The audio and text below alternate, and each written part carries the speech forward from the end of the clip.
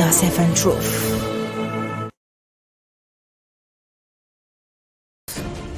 politique na pona émission buy jox ndaw yi kàddu ñu ñëw taxaw exprimer wu expliquer wax yan point ak yan solution la ñuy def pour mën a am benn sorte de crise selon seen gox wala Sénégal nekkatul émission bi woo politicien bi mu ñëw toog di dige mais déedéet kii politicien bu bees bi la di Sénégal soxla day ñëw wax naka la ñuy def ak yan yoon la ñuy jël pour génn ci guute. Amis internautes, bonjour. Nous revoilà Seven Truth ñëwaat ak émission bi ñuy wax politique neuve tey ñu am comme invité monsieur Ibrahima Thiam, deuxième adjoint de la municipalité de Sangalkam. On va essayer de faire le pourtour ñu wax ci élection yi wax aussi ci lan fa fekk mais aussi on va parler surtout de programme et de perspectives. Politique neuve, l'émission qui donne la parole aux Sénégalais de demain pour un développement inclusif. Monsieur Thiam, bonjour. Bonjour monsieur Niang. ñu ngi lay nuyu. ñu ngi lay fay bu baax.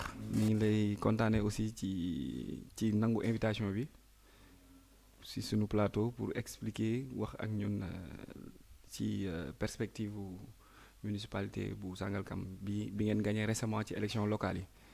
Je vous laisse présenter kan mooy monsieur Thiam kii Ibrahima Thiam. waaw merci monsieur Niang ñu ngi commencer par nuyu suñu seen mbokku téléspectateurs yi internautes yi donc.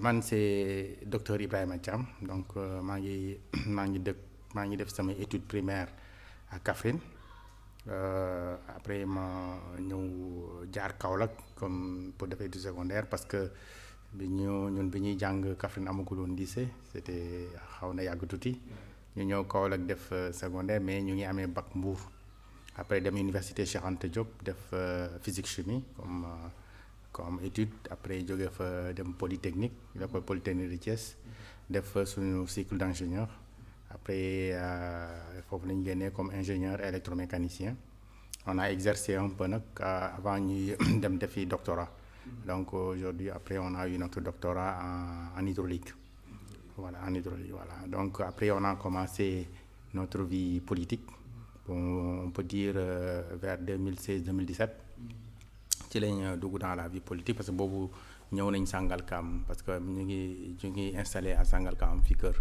en 2008 après ñu toxu si fii en 2010 depuis 2010 ñu ngi cité Nouvel Horizon donc ci lañ engagé wu dans la vie politique ba tey jii nii ñu dugg ci Yewwi Askan Wi ba ànd ak suñu mbokku suñu maire qu'on va remercier de passage Alpha Bokor Xuma tey ñu gagné maire bi nekk foofu ensemble voilà. Machallah. Maintenant dans la vie politique on voit des polytechniciens. Oui. C'est intéressant hein? Ça montre le niveau que la politique ce n'est plus une affaire de quartier de groupe mais c'est une affaire maintenant de citoyenneté. Voilà. Parce que mu ne ay polytechniciens ay docteurs en hydrologie comment dirais-je électromécanique di dugg di intéressé wu dans la vie politique avant ñoom daawoo leen gis da ngay gis ñu jàng pare jël seen cursus professionnel mais maintenant ils commencent à s'intéresser. Merci beaucoup donc pour ñu ñëw sunu deuxième question bi ngeen gagné arrivé au pouvoir je peux dire à la municipalité ngeen installé wu qu'est-ce que vous avez trouvé sur les lieux parce que d'abord avant de repartir il faut d'abord ñu def diagnostic.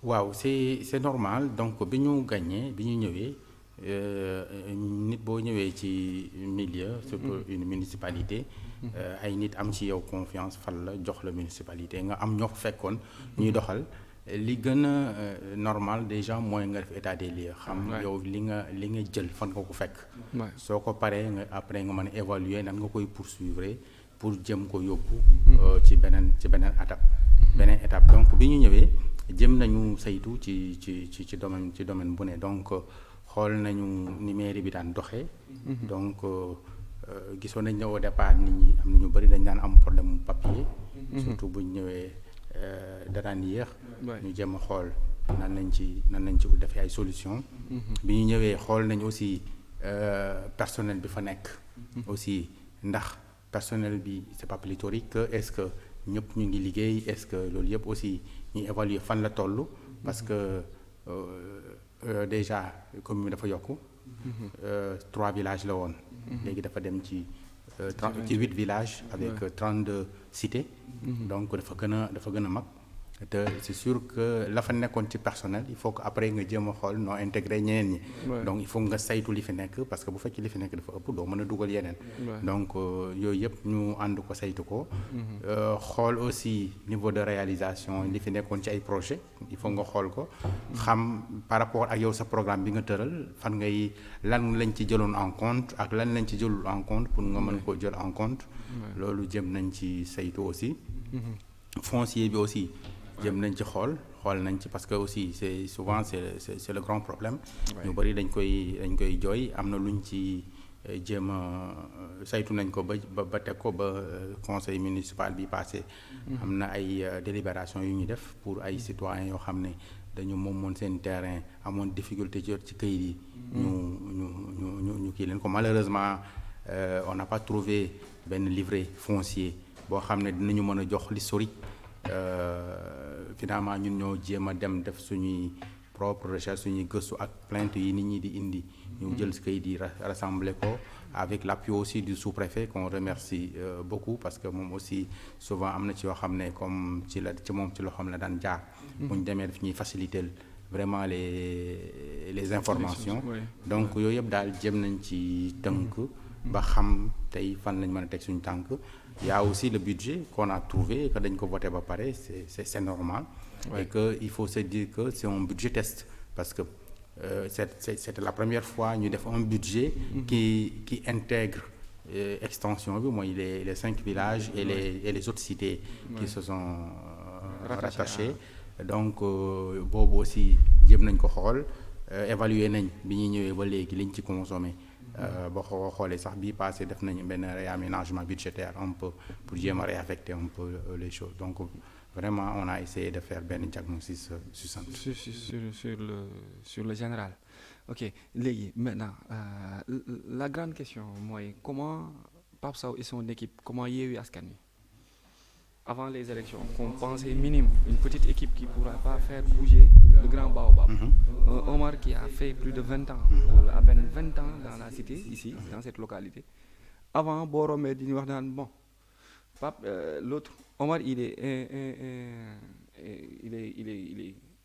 comment dirais-je mënuñu ko bouger mënuñu ko faire bouger mënuñu ko yëkkati par quelle voie et moyen ngeen jaar pour accéder à cette victoire fameuse on dit parce que boo xoolee les grands résultats ci Sénégal ci élection yi dans aussi Guédiawaye aussi nit ñi dañuy wax Sangalkam maanaam mais Aliou Sow mais comment après ñu mais Sangalkam mais comment est-ce que xalaatoon ngeen ko xam nga dafa am benn proverbe wolof buy wax ne garab gi naru doon pénc law bi du ko gis ba koy yett man pour man loolu moo dal tey régime bi fi nekkoon effectivement dañu xeeb. Oui. Mais ils n'ont pas essayé de faire le diagnostic de ce qui composait l'équipe. Oui. Mais ñi amoon seetlu. xooloon équipe bi ñi bu ñu ko composé ñoom prévoiroon nañu résultat bi. parce que xamoon nañ ne ay kàngam ñoo daje. benn Pape le maire c'est quelqu'un qui est très social donc qui est très connu ci gox bi nekk nit ku nit ñi bëgg aussi. mu def les efforts dem jëli un peu partout ay kàngam des personnes qu'il faut reconstituer ko benn équipe boo xoolee équipe bi kenn ku ne il est expert dans son domaine.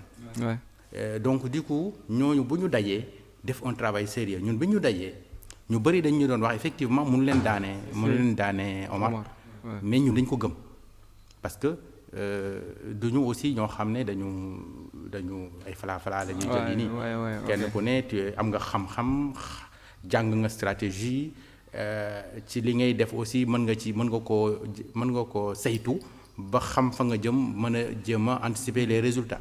dañ daan toog duñu nelaw nekk guddi bëccëg di toog di réfléchir déjà ñu tëral un programme qui a séduit la population. Et un programme raisonnable parce que bi ñu toogee on s'est dit que du ñu proposer population bi loo xam ne bu ñu ko lire ils vont se dire c'est de la politique comme tout le monde. On a essayé de donner quelque chose de boo xam ne c'est concret et réalisable. ba pare wax leen ci programme bi nan lañ koy defee.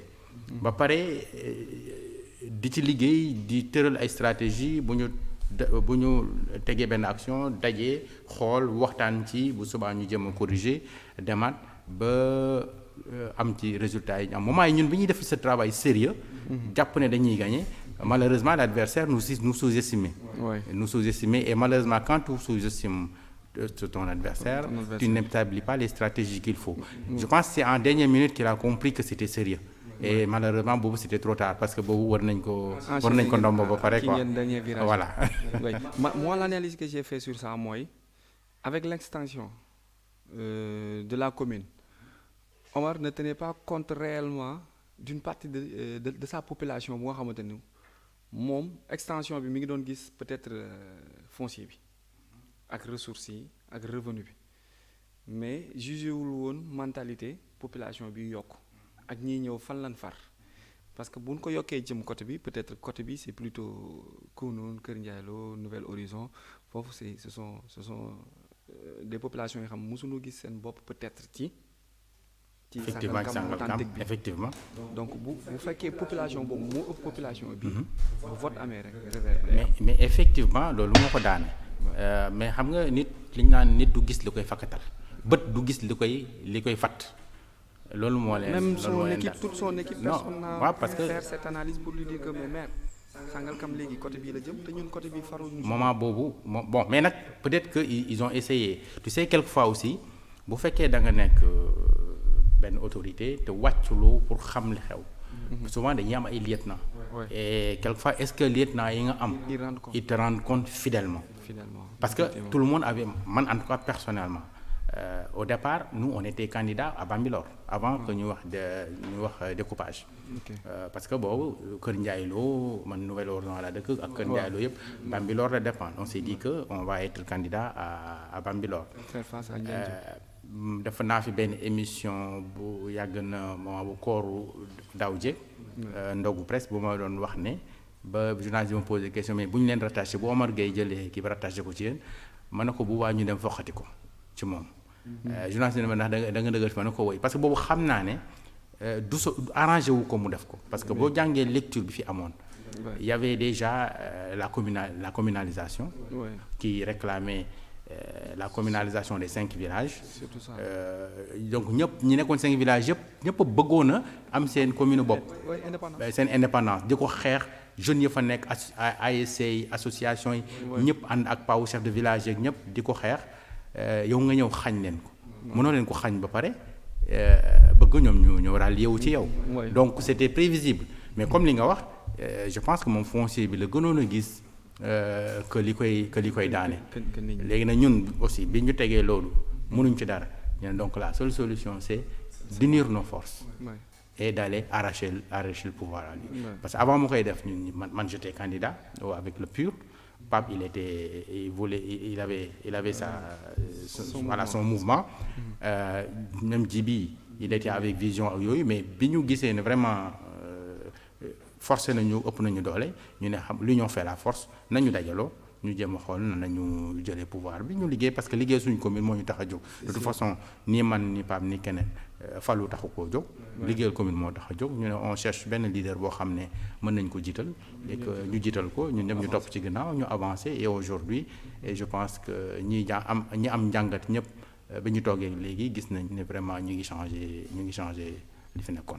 Effectivement gëm-gëm mooy li mottali yéene te nit moom tànk bi nga am gëm-gëm rek dina mën a dem fu sori ngeen yegg si ngeen installé wu bi ngeen ñëwee fekk ngeen fi problème foncier y avait pas un livret qui montre que kii moom suuf si date de délivrance bi kii moo ko moom parcelles yi fii lay am y avait rien de sérieux rien de concret ngeen jóge ci loolu peut-être fekk ngeen fa ay contrats fictifs aussi des personnes yi nga xamante ne ils percevaient chaque fin du mois alors que il n'existait pas wala boog daaw noonu sax ñëw ci mairie bi wala benn nit buy fayeeku 2 fois 3 fois fekk kenn fa aussi problème état civil kayit yi extrait de naissance yeeg date de décès kii comment dire certificat de décès yi rien n'était organisé voilà est-ce que vous comptez par exemple régler daar coûte si mandature bii nii ce problème foncier là à Sangalkam bu nga xamante ni Sénégal bi xam nañ ni peut-être il sera très difficile deuxième problème bi ngeen fi fekkaat mooy les contrats fictifs est-ce que la nouvelle administration est prompte à dire que monsieur vous êtes là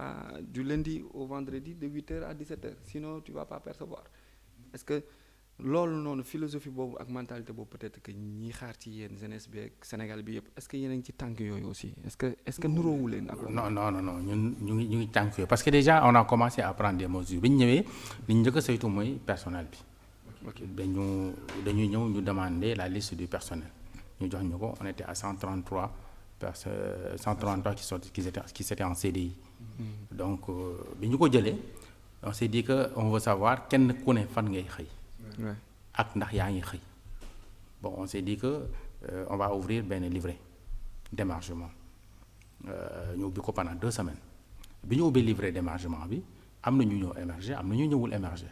Donc gisuñu leen et bi ñu koy ubbi on a averti tout le personnel en tout cas toutes les structures yi nga xam ne fan la ñu leen affecté wax nañ leen ne nañu avertir le personnel que bu ñu xëy see nañ ñëw ñu émerger.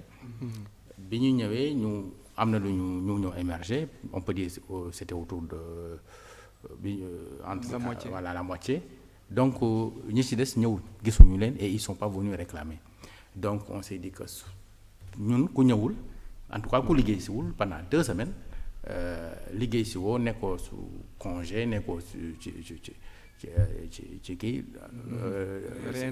rien ne temps voilà ñun code du travail dafa am lu mu ñu may cela veut dire que ni aussi bu fekkee dañu la defal contrat te demuloo code du travail dafa am lu mu la may donc on prend tout donc ce qui a fait que moment boobu noonu on avait élagué ñi nga xam ne gisuñu leen ñëpp am na ñu ñëw ñoo xam ne ñu ngi doon ñëw émerger mais xam nañ ne. Parce que l'équipe est là on leur a demandé d'émerger ñëw nañ émerger mais amuñ sax poste. Mais au moins ay chefs de famille lañ recruter nañ leen ñu ngi ci mairie bi on a essayé de leur trouver quelque chose à faire.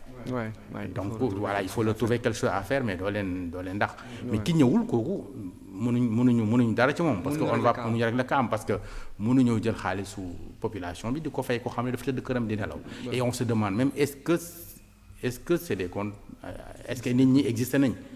En tout cas gisuñu ko. soit il a fait délibérément mu ngi ci beneen activité am daan fayee ko xaalisam wala existé wul on ne sait pas mais en tout cas ñëwuñ ñun li ñu gis lañ mën a fay. Donc du coup boo xoolee ci réaménagement budgétaire bi passé sax on voulait bëgg nañ tibb xaalis foofu parce que mënoon wàññi nañu salaire yi. Presque de 60%. Donc il y avait un matelas budgétaire mais on s'est dit qu'il y a une autre beneen phase bi ñëw mooy waa Bambilor. Tu sais il y a du personnel qui doit nous transférer avec tous les dossiers donc il faut qu'on attend finaliser ça avec le sous-préfet ñi fa nekkoon ñoo xam ne dañu war a ñëw Sangalkam ñu ñëw bu ko defee ñoom moom boobaa dinañ xam nan la ñuy répartiraatee la masse salariale peut-être que mu yeggaat fa mu yeggoon wala du fa yegg on ne va pas.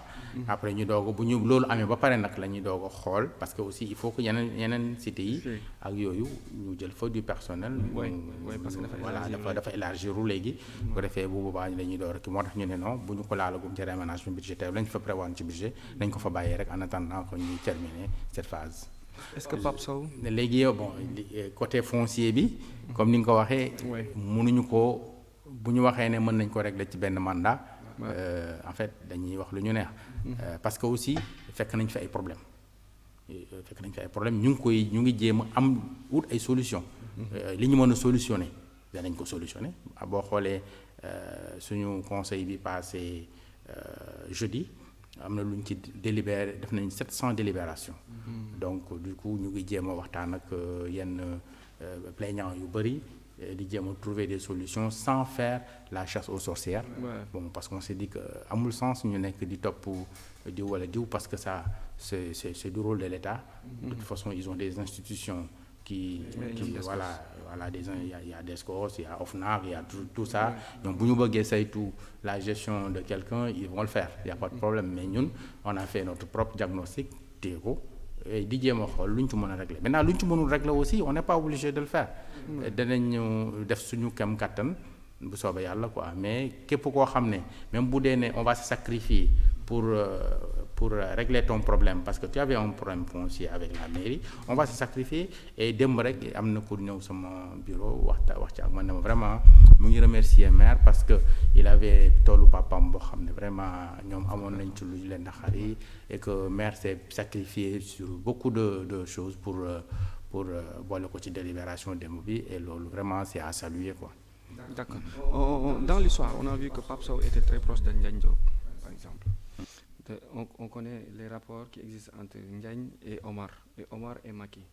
Bon, est-ce que Pape n'est qu'un troisième élément du système? Est-ce que bon, il n'a pas pu se bonifier de l'appareil Yewwi mu accéder au pouvoir? Mais est-ce que finalement, avec réception bi mu mujjee am ak le président de la République ces temps-ci mu recevoir ko, est-ce que finalement nekkul après kuy versé ji? Est-ce que Pape n'est pas Omar? Surtout boo jëlee problème foncier bi aussi parce que bon fii assiette foncière bi nekk fii nii c'est énormément de soucis et de problèmes te ku xam historique gu un peu Pape ak rapport yi mu am ak Nguegne tout ça tu te dis que ni bon Pape ne pourra pas régler le problème foncier de Sangalkam. Est-ce que du nekk fardeau à la limite bu koy pousser à ce que mu intégrer l'appareil étatique de Benno? Bon, je vais commencer par là, je ne pense pas parce que du moom moo créé woon problème bi. Donc il n'y est pour rien.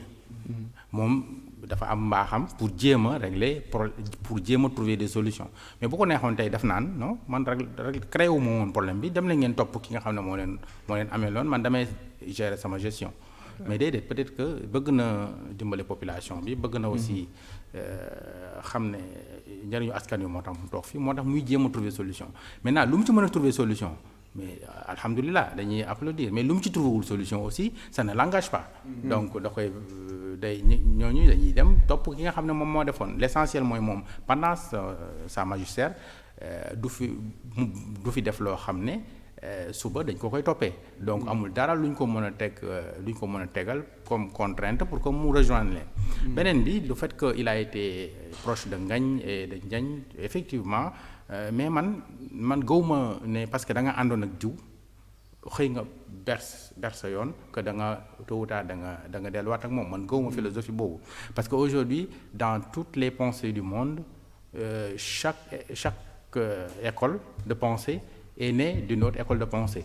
Et que cette école de pensée mën na dem bay démentir même école de pensée bi mu jógee woon da nga koy gis ci philosophie da nga koy gis aussi même ci religion. Tey jii nii boo jëlee dans la religion imam Malik bari na ay yeneen giir yu sosu yoo xam ne imam Malik moo leen jàngal. Mais tey ba ñu demee ba ber seen daara dañu ne ñoom gisee wuñ ni imam Malik bi gisee te pourtant dañu ber seen yoon. Tey jii nii Pape il a été formé par le système Nguegne ak Omar d'accord mais dem na ba xam ne dafa war a ber na yoonam choisir na ci ñëm ci àndal ñu ngi ci ànd ak moom. Nee na moom Yewwi Askan Wi la ànd na ak Yewwi Askan Wi bi ko président ooyee aussi wax na ko lu leer nee na ko mes bras sont ouverts monsieur le président pour ñu liggéey Sangalkam parce que loolu moo ñu ñor parce que la mairie c'est un prolongement de l'État mais bu dee ci wàllu politique la man j'ai déjà fait mon choix en tout cas c'est ce qu'il a donné au président donc ñun tey jii ñu ngi ànd ak moom dans ce sens. Et que amuñu benn arrière-pensée que ne demain dina mën a delluwaat fële parce que pour ñun génn na per na yoonam ba pare. D'accord, le temps est là. Pour prochaine élection yi comment vous vous êtes constitué législatif yi di ñëw Yewwi Askan Wi au niveau de Sangalkam y a pas de problème? Non y a pas de problème bon actuellement ñu ngi xaar niveau national ñu bon pour le moment liste nationale bi génn na bon gisuñ ci effectivement. Un investi à Sangalkam loolu xëy na ñi nekk ci Yewwi Askan Wi ci kaw ils ont leur raison bien que neexuñu te signifié nañ ko parce que nee nañ leen woon quand même ak Sangalkam ni mu toll ak résultat yi mu def ci élection yi waroon nañ leen a fa xalaat jël kenn ci doomu Sangalkam dugal ko ci liste nationale bi doon na gën a rafet te doon na jox poids quand même la coalition. Oui. Mais on sait que c'était trop serré et xel day fattu mais loolu en tout cas à l'intérieur de la coalition nañ ci bay suñu waar liste départementale génnagul xamaguñu kan nañu choisir xëy na ñu rectifier le tir au niveau de la liste départementale donc ñu ngi xaar mais de toute façon à notre conviction quel que soit li mën a xew mu neex ñu mun a xariñu c'est dans la coalition on va aller se battre pour prendre les législatives bu ñu paree le fóotum biir ñu def ko suñu biir nekk. à l'intérieur Sangalkam ñaata député lay am au niveau départemental. non c'est le département c'est le département mooy am ñaari député ak ñaari suppléant donc góor ak jigéen maintenant xamaguñu kan la ñu choisir pour le moment ñu ngi leen di déglu parce que liste bi génnagul. D'accord. Maintenant allons à la dernière question dernier virage mooy perspective votre programme. waaw tey jii nii ñu ngi tëral benn plan d'urgence boo xam ne dañuy xool lépp li nga xam ne mooy urgence ci biir commune bi ñu def ko ci planifier ko ci nan lañ ko war a defee en début du mois de juin plan d'urgence boobu dina génn. def nañ benn cadre de concertation boo xam ne on l'a installé le mercredi passé le ko maire installé donc tànn nañ ci gox bu ne benn représentant ASC yi les structures étatiques les structures des ONG les structures privées des personnes ressources bu ko defee ñooñu dimbali ñu ci wax ñu urgence wu seen différentes gox yi ak nan lañ koy réaliser par priorité loolu ñu ngi ci beneen bi ci gën a am solo mooy mbirum inondation yi boobu ñu ngi ciy liggéey aussi def nañ ci benn étude boo xam ne présenté nañ ko ci conseil jeudi bi passé étude boo xam ne vraiment c'est scientifique et que xool nañ problème yi fan lay jógee réellement et que ñu ngi trouver des solutions du lu ñuy def nag ci année bi mais on va le planifier sur le temps et que on va apporter vraiment des solutions qui vont soulager définitivement la population. Et les travaux en cours stade bi hôpital. waaw yooyu yëpp bon c'est des projets yoo xam ne dañ ko fekk te ñu ngi saluer l'équipe sortante qui a vraiment amené ces projets et que tey ñu ngi koy continuer ñu ngi def le tout pour continuer ko y a les pavages. waaw ñu ngi koy continuer am na cité da baax am na boobu ñu commencé nañ ko bi nekk Noflaay presque pare na am na route bu ñuy war a def aussi à Daaru Cubb boobu aussi on va bientôt lancer stade bi aussi on est en train de voir avec le promoteur pour ñu jéem a xool nu ñuy terminer travaux yi rapidement yooyu yëpp ñu ngi ci ak même y a eu le conseil de jeudi délibéré na pour benn gendarmerie bu ñu bëgg installer au niveau de Kounoune boobu aussi c'est un projet qui était là mais peut-être qu'il y avait un petit blocage avec le commandant de la gendarmerie mais maire bi mu ñëwee waxtaan ak moom ba c'est débloqué délibéré nañ leen espace bi ba pare lycée wu Kounoune bi aussi délibéré nañ leen seen espace pour tabax ko vraiment projet yooyu yëpp nga xam ne fekkoon nañ ko fi yi nga xam ne ñu ngi woon en cours ñu ngi koy valoriser yi nga xam ne dafa xawoon a am ay lu ko tag débloqué nañ ko bu ko defee mu ànd ak ñun projet yi nga xam ne moom la ñuy indi et que ce sera qu'au bénéfice de la population. Ok quelle sera peut-être la nouvelle vision lu bees lu nga xamante ni war nañ ko mën a indi Sangalkam parce que vu l'étendue de Sangalkam assiette foncière bi ni mu toll village ak cité yi rattaché wu Sangalkam est devenu maintenant on peut dire pôle ëpp la parce que dafa nekk entre Dakar et Thiès ci axe bi booy génnee surtout y a une nouvelle route là mooy VDN prolongé bi bu war a jaar nii tout ça voilà beneen facette bu bokkul ak peut-être pavage bu bokkul ak problème mu foncier bi leneen lan lu bees lu nga xamante ne mën nañ ko jàpp ci équipe bu bees bi bu ñëwee muy marquer seen présence. waaw déjà actuellement ñoo commencé nañu def benn politique de marketing pour la commune. def nañu les flyers ak yooyu pour jéem a donner beneen vision commune bi parce que l'objectif aujourd'hui c'est d'attirer les investisseurs. parce que ñun vision bi ñu am mooy l'assiette foncière on ne va pas juste l'utiliser pour des spéculations ñi bëgg dëkk nag bu ñëwee ñu jox leen ñu dëkk ba ñu doyal. mais li des au lieu ñu koy def ay terrain bàyyi ko fi nit ñi di ci spéculer pour des années à venir. On peut inviter des projets à venir les investir dessus. Les occuper, investir et que au bénéfice de la population non seulement dañuy participer à l'assiette fiscale de la commune mais ils vont recruter des jeunes. Donc actuellement ñu ngi waxtaan ak ay partenaires yu bari pour jéem a xool nan la ñuy def ak ñoom pour que ces terres-là servent à servir d'emploi pour les jeunes. Pour les jeunes. Ouais, surtout question boobu noonu peut-être avant dernière question employabilité des jeunes politique de jeunesse insertion autonomisation entrepreneuriat le mot revient mais les mots reviennent Actuellement on va mettre benn centre d'incubation. Déjà boo xam ne ça va servir de centre de formation et d'encadrement des jeunes. Pour les projets. Loolu ça nous tient à cœur et que ñu ngi ciy liggéey di ci ñu ngi defar projet bi xam naa dans fii ak fin d'année on va essayer de mettre en place le projet bu ko defee ñu mën a xool nu ñu koy financer pour que ñu mën ci liggéey. Ça c'est vraiment pour l'encadrement des jeunes ci seen projet ak yooyu noonu. Tey jii nii même côté jigéen ñi aussi. ñu ngi jéem a xool actuellement ñu ngi ci waxtaan ak ay partenaires ay cabinets yu ñu ci mën a encadrer parce que y a des idées vraiment yu ñu ci am yoo xam ne ça permet parce que toujours les mairies souvent ils ont tendance à dire dañuy former les femmes à la transformation mais boo leen former ba pare bàyyi leen ça sert à rien. Maintenant l'idée que nous avons c'est on va les former mais on va essayer de mettre benn structure boo xam ne moo leen di chapeauter day dem on va changer le financement on va aller donner aux femmes pour ñu transformer.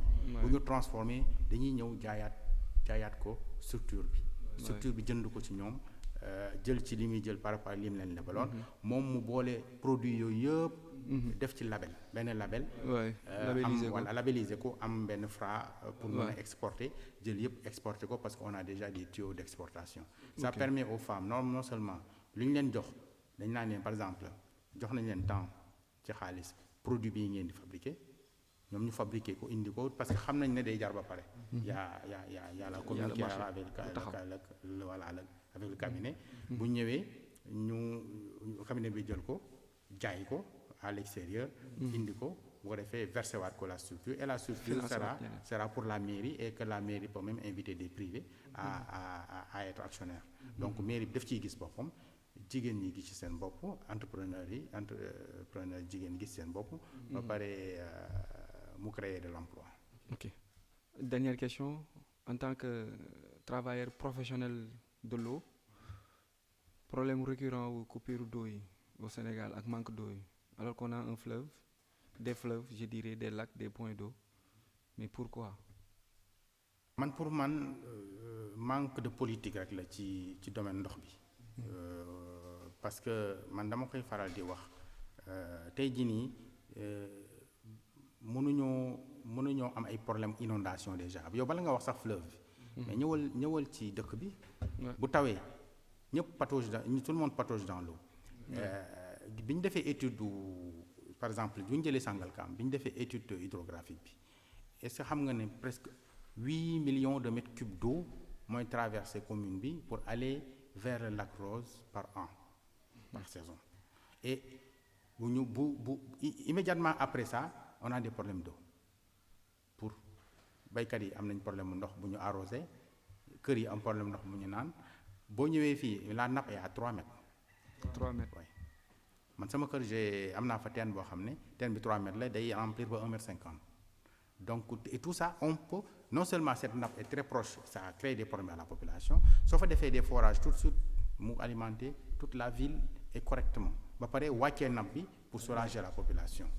Donc ça c'est une solution ñun nag moo tax suñu projet inondation yi ñu bëgg a créer des bassins de rétention am na benn bassin bu ñu bëgg a créer ci projet la bokk dans l'ISRA boo xam ne le point bi ñu ko toppee c'est pas un choix qu'on a fait mais c'est un choix scientifique bi ñu defee la cartographie gis ne c'est un point de concentration d'eau et boo xam ne ndox bu bëri moo fay jàll et que bi ñu ko toppee point bi ci biir ISRA ba ñu jox et bi ñu ko xoolee presque 2 millions de mètres cubes d'eau moo fay jaar presque le tiers de ce qui passe en fait pas le tiers mais plus la moitié un peu moins de la moitié parce que presque 8 millions mooy traversé commune bi foofu y a presque 2 millions quoi.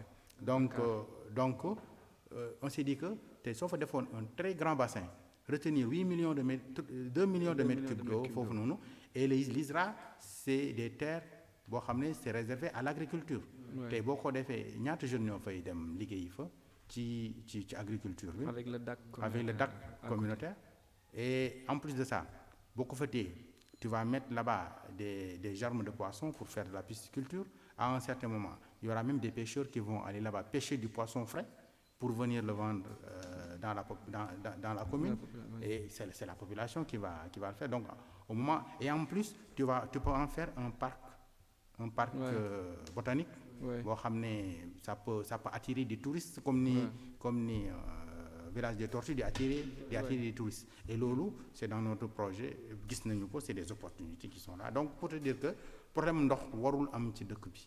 Man vraiment su ma jaaree ci àll bi di dem Kaolack, parce que moi je suis de Kaffrine, gis ci nord bi terre yi ñuy bàyyi noonu mu vide wow, ça me fait mal, parce que je me suis dit pourtant les ressources sont là. Ndox yi te village yooyu yëpp boo ci jël bu tawee day inondé. Donc ñu jël ko créer là-bas des rétentions, bàyyi kii ñu baykat yi ñu bay nawet ak noor, wala ñu defal leen fa ay forage ñu bay nawet ak noor. Man je pense que naan ak bay naan sax man pour man bon 43 milliards yi président séddale barki dem, ça pouvait servir à faire des forages. Je pense que nit ki nga jàngal ko nu muy liggéeyee moo gën nga jox ko lu muy dugal ci poche am lekk ko ci 2 jours. Prochainement, M. Thiam reviendra, Inch'Allah. On va parler sur tout ce qui est eau, hydrologie et cours d'eau. Là, il y a un grand potentiel au Sénégal. On peut faire une émission spéciale. Ça sera une émission à part où on va parler des problèmes de l'eau au Sénégal. C'était autour de la commune, de la municipalité, autour de la politique de Yewwi Askan Wi, de Pape Sow et son équipe, et des perspectives de la municipalité de Sangalkam. Mais prochainement, Inch'Allah, c'est un expert. Il a développé en 2 minutes, il a parlé sur des solutions viables qui tournent autour de l'eau. Donc, comme c'est un problème récurrent, Inch'Allah, nous peut-être si dans les jours très proches, on va développer sur l'eau. Monsieur Thiam, nous les remercier. Seven Truth mi ngi lay remercier. Ce mot de la fin. Waaw, xanaa di remercier équipe municipale bi ñu àndal. Le bureau municipal a commencé par le maire, Alpha Bokar Khouma, qui a vraiment une largesse d'esprit, parce que tey mooy ni ma ko waxee ci conseil bi mu ngi jéem a xool ñi mu àndal ñëpp kenn ku ne lan mooy sa domaine mu jëm la jox nga exploiter ko pour l'intérêt de la commune. Bureau municipal bi aussi vraiment équipe bi ñu def ak ni ñu defee benn bloc liggéey face aux problèmes, c'est vraiment à saluer. Maa ngi leen ciy remercier ak tous les conseils municipaux. Vraiment ñu ngi jaajëfal ñëpp, di jaajëfal aussi sama mbokku politique waa PUR yi may àndal. ñu nekk ci commune bi ñoom aussi maa ngi leen di jaajëfal, parce que tout le temps ñu ngi nekk sama gannaaw, ñu ngi ànd di liggéey, di ñu encourager, di nuyu di jaajëfal aussi suñu mbokku internautes yi ñuy suivre. Vraiment di leen remercier yéen aussi ci invitation bi. te leen wax ne rek on est toujours ouvert, bu ngeen ñu ooyee bu ñu amee tout le temps rek ñu ñëw, parce que c'est pour l'intérêt de la population. Inch'Allah, ça se fera. Merci beaucoup. Donc, chronique du jour, aujourd'hui on va essayer de spéculer un peu sur la situation de violence bi am Sénégal. Parce que bu ñu demee bay par exemple di fekk jigéen ci agence bi muy liggéeyee, nit am audace jël paaka def ko comme ni ñuy def mala te mu nekkoon en état, loolu aussi da ciy baax ñuy profité ci antenne yi di alerter aussi, mais di ñaan aussi que état moom mi yor pouvoir boobu mu nekk un pouvoir régalien, la sécurité, mu mën a dimbali sa population ak ses citoyens ñu mën a nekk ci jàmm. Ce qui s'est passé à Pikine est horrible, en quelque sorte horrible. Une jeune femme enceinte de 5 mois assassinée dans son lieu de travail pour juste benn miette, benn enveloppe pour ñu récupérer. Ñi ko jël amaana lu nu lekk, lu nu naan, lu nu def seen poche, lu nu dundee lan doon wut, amaana aussi leneen, mais toll woon nañ ci état bu nga xamante ni am nañ fit ak capable def jëf ju ñaaw jooju. Problème bi d'abord c'est dans la maison. Il faut que waajur yi aussi di jëlaat seen temps pour mën a yar seeni doom, mais il faut que aussi société bi ñun en tant que jeune, en tant que parleur, en tant que alerteur, ñu mën aussi di wax pour di gën a sensibiliser. Mais derrière tout ça, il faut que état du Sénégal aussi jël ses responsabilités, moom yokk sécurité bi, yokk gendarmerie, yokk police, yokk les surveillances, mais aussi gën a occuper la jeunesse, gën leen occuper, parce que manque d'occupation bi aussi day jur taxawaalu gu metti te taxawaalu boobu noonu moo jur li. Cette question, ce problème nous pousse à dire, est-ce que la peine de mort dafa war a ñëwaat, daf ñuy laajaat est-ce que état bi jarul jotul encore mu renforcer waat prison yi wala mu renforcer waat maison de rééducation yi toutes ces questions seront posées en tout cas ñi ngi koy jaal famem di ko jaal jëkkëram di ko wax sigil ndigaale di leen wax massa coono ñoom ñëpp parce que lii c'est triste et c'est très déplorable. Deuxième point chronique bi c'est parlant juste de la géopolitique mais dans le côté du sport parce que récemment dans cette semaine il y a Idrissa Gana Gueye qui est un peu lynché par les médias sociaux, presse occidentale française et autres du fait que dafa d'accordul ak ñoom ci gis-gisu porter benn couleur buy représenter benn institut. liñ ciy jàngat bi ñu ci mën a am mooy Idrissa Gana Gueye est un Sénégalais dëkk bi muy football c'est la France. Donc ce n'est plus Gana Gueye et Paris mais c'est France et Sénégal gis nañ ce qui s'est passé dans la sous-région entre le Mali, Burkina et la France gis nañ ce qui s'est passé au mois de mars avec problème mu Sonko bi et la France. Donc si Paris et la France ne préservent pas ou bien ne protègent pas Gana Gueye, le problème sera plus Gana Gueye et Paris mais le problème sera les jeunes Sénégalais et la France et les intérêts de la France. Parce que la jeunesse bii nii am fitu audace su agressé nit tër ko rendi ko def ak moom leneen jeunesse boobu mi ngi xaar fu mu yàqee wala fu mu saccagé intérêt ak institution française yi nekk Sénégal donc du coup le problème va avoir beneen tournure bu nga xamante ni ça va être beaucoup plus grand donc on alerte et on avise on informe nos autorités à ça ñu jël seen point de responsabilité. Politique Neuve vous donne rendez-vous prochainement. Merci beaucoup. We are 7 Truth.